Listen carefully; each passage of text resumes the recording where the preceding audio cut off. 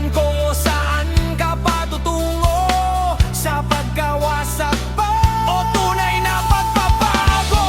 Kung bayan na marami ang nagkakandara pa, nasa palasyo sila ay makapwesto, dahil nais daw nila'y pagbabago at pababago para sa kanilang pagkatao. Dati taong ngayon ay buhayak dahil sa kakatawan ng pera. Aong bayan ngayon ang nagdurusa sa kagagawa ng mga babak sa mata at pada.